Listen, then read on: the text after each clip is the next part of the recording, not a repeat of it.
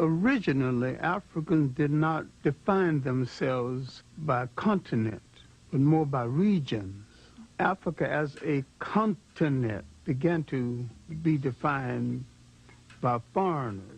In North Africa, the Romans had a province called Afrique. The word became Africa. The history, both known and hidden, of the land where time began has been a primary focus of Dr. Clark's scholarship throughout his long career. The concept of social order, the concept of an organized society came out of Nile Valley civilization before there was any other society that has been known to man functioning any other place in the world. The significance of Nile Valley civilization is that it was that civilization that set a standard of performance untouched by the other civilizations of the world. And people are reluctant to give an African credit for a creation that happened in Africa. They also forget that the Nile Valley stretches 4,000 miles into the physical body of Africa, and that it was the world's first cultural highway.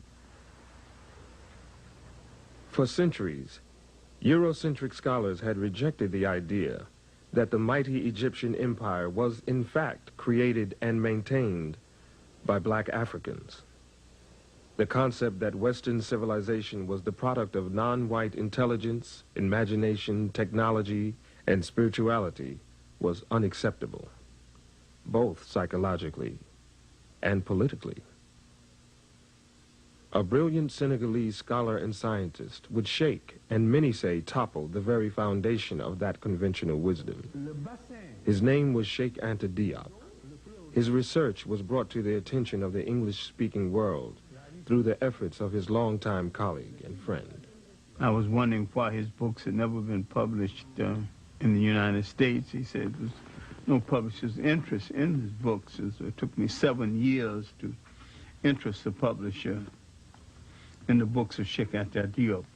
Diop's disciples refer to him as the Pharaoh of the Upper Nile. You must be strong enough and serene enough de voir les faits historiques to see the historical facts et de les interpréter and correctement. to interpret them.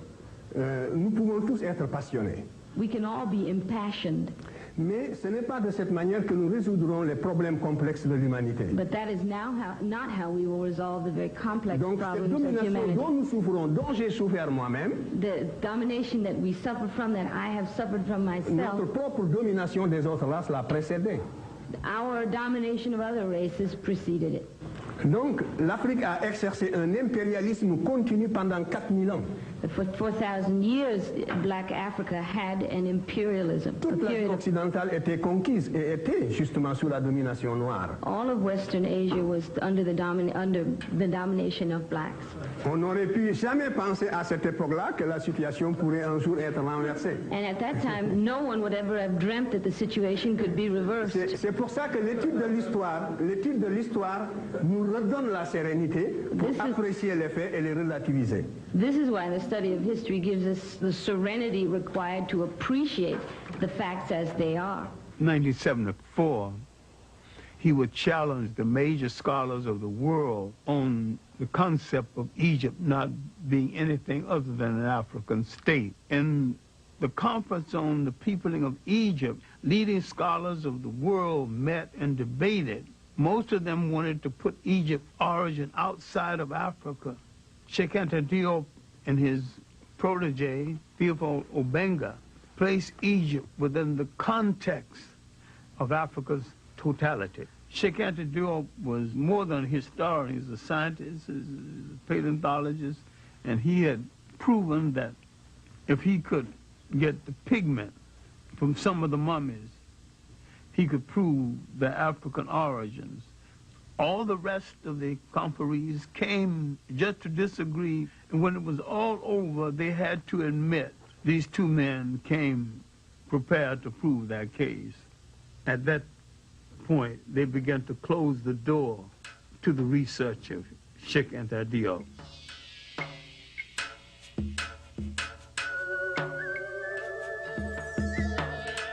From the first dynasty to the invasion of Nile Valley, that was the first golden age.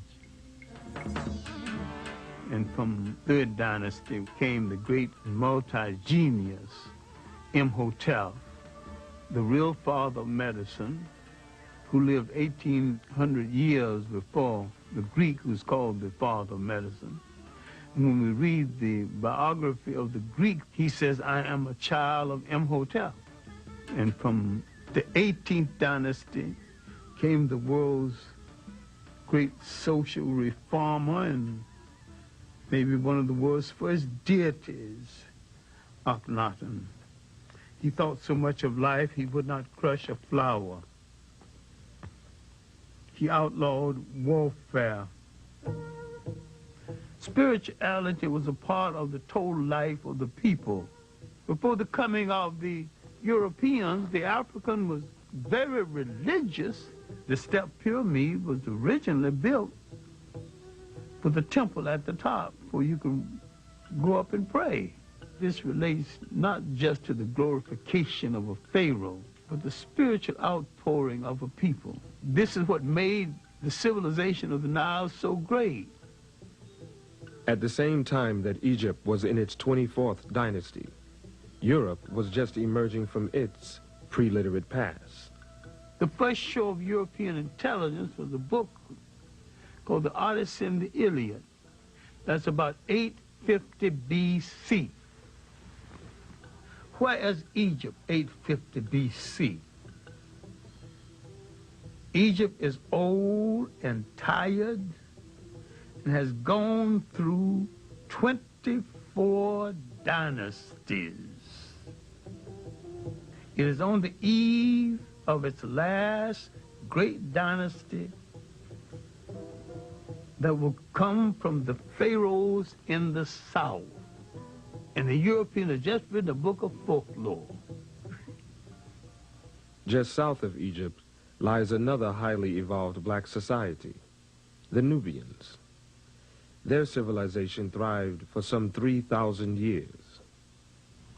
I call the 25th dynasty the one dynasty from the south that moved up north and to tell their cousins, the Egyptians, how to rule a nation one more time.